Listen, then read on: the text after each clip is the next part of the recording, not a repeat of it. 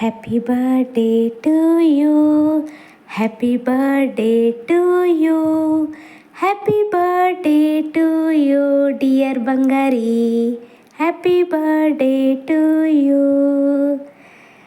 So ಇವತ್ತು ಒಂದು ಚಿಕ್ಕ ಹಬ್ಬ ಅಂತಲೇ ಹೇಳ್ಬೋದು. ನನ್ನ ಮಗಳ ಬರ್ತ್ಡೇ. ಆಗಲೇ ನೋಡ್ತಾ ಇದ್ದಂಗೆ ನನ್ನ ಮಗಳು 1 ವರ್ಷದ ಅವಳಾಗ್ಬಿಟ್ಲು.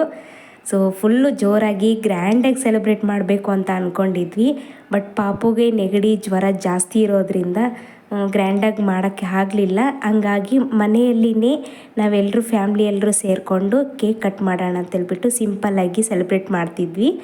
ಅಷ್ಟರಲ್ಲೇ ನನ್ನ ಮಗಳು ನಾವೆಲ್ಲರೂ ಡೌಟ್ ಪಡ್ಕೊಂಡಿದ್ವಿ, ನೋಡೋಣ ಹೆಂಗಿರ್ತಾಳೋ ಏನೋ, ತುಂಬ ಆ್ಯಕ್ಟಿವ್ ಇದ್ಲು ಇಷ್ಟು ದಿನ. ಬಟ್ ಬರ್ತ್ಡೇ ಹೊತ್ತಿಗೆ ಹಿಂಗೆ ಆಗ್ಬಿಡ್ತಲ್ಲ ಅಂತ ತುಂಬ ಬೇಜಾರು ಮಾಡ್ಕೊಂಡಿದ್ವಿ. ಆದರೆ ಏನು ಖುಷಿ ಪಡೋ ವಿಚಾರ ಅಂತಂದರೆ ಕೇಕ್ ಕಟ್ ಮಾಡೋ ಹೊತ್ತಿಗೆ ಫುಲ್ ಎಲ್ಲ ಡೆಕೋರೇಷನ್ನು ಮತ್ತು ಜನ ಮಕ್ಕಳನ್ನೆಲ್ಲ ನೋಡಿ ನನ್ನ ಮಗಳಂತೂ ಫುಲ್ ಆ್ಯಕ್ಟಿವ್ ಆಗಿಬಿಟ್ಟಿದ್ಲು.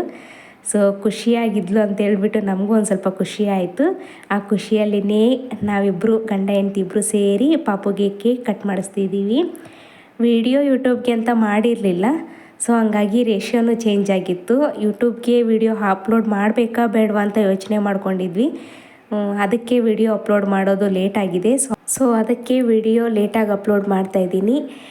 ಯಾರಿಗೆಲ್ಲ ನಮ್ಮ ವಿಡಿಯೋ ಇಷ್ಟ ಆಗಿದೆಯೋ ಅವರೆಲ್ಲರೂ ಪ್ಲೀಸ್ ವಿಡಿಯೋಗೆ ಒಂದು ಲೈಕ್ ಮಾಡಿ, ಕಮೆಂಟ್ ಮಾಡಿ, ಶೇರ್ ಮಾಡಿ, ನಮ್ಮ ಚಾನಲ್ನ ಸಬ್ಸ್ಕ್ರೈಬ್ ಮಾಡಿ.